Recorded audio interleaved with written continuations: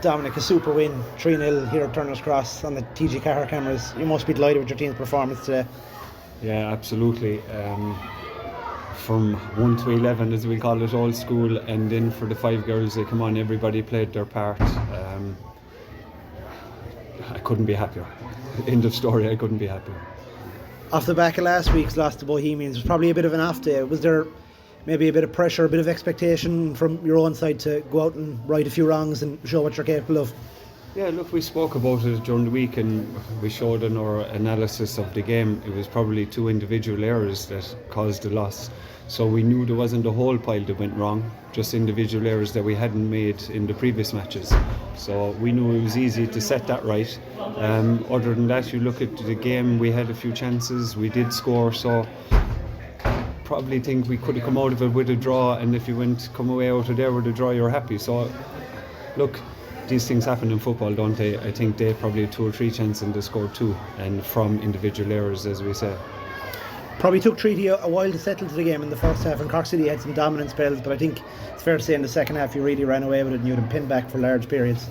Yeah, look, when you play away, I always say to the girls the first 10 minutes especially, you try and play as much of the game as you can in their half. It puts pressure on them and it gives us a good feeling to move forward. So we were expecting that, and we have defenders on the field to do a job of defending, so that's their job as well.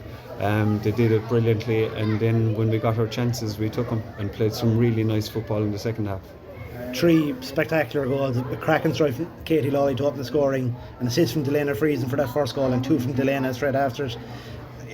You know, you said from 1 to 11, it's kind of hard to highlight individual players, but there were some brilliant performances. Though, you know, Delena's work rate tonight, Katie Lawley, and even a special mention to Grace Gleeson making, I think it was her first start tonight, and you know, it can be quite difficult when you're maybe going in cold, but she put in obviously a 90-minute shift tonight and it was a good performance for her. Yeah, look, Grace has that. She has the battling commitment. She doesn't see danger. She goes into everything 100%, and we ask her to do that, win the battles for us and play the ball simple, and she did that.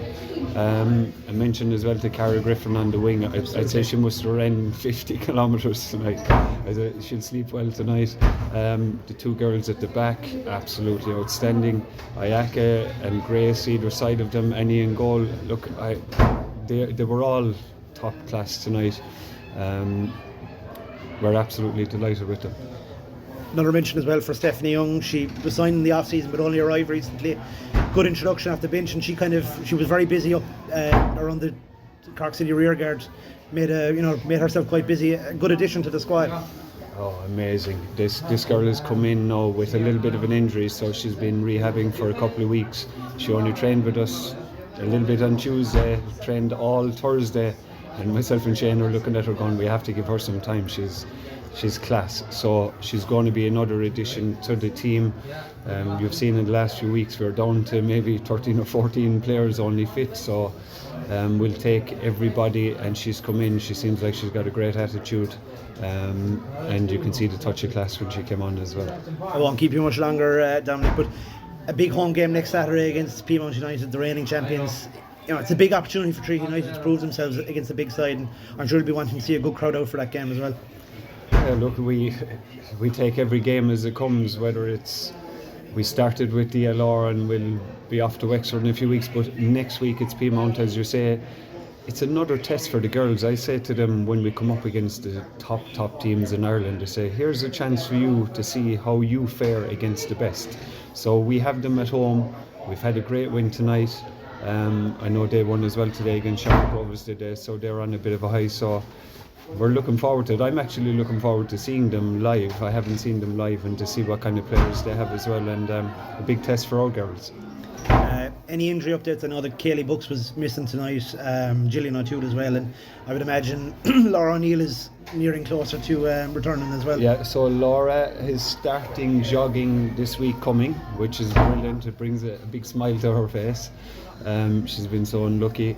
Gillian's fracture is not as bad as first feared, so we're hoping 4 to 6 weeks.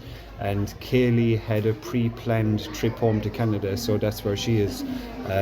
So look, I love it when players step up to the mark when other players are out, and I keep saying to our girls, try not to get too discredited when you're not playing, because you will always get a chance.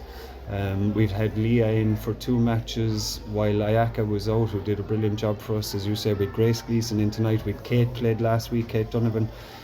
Ezra came on tonight, and Hannah has been in and out of the team, starting some games for us as well. So everybody will get a chance throughout the season. So what we're trying to do is have them ready for when the chance comes.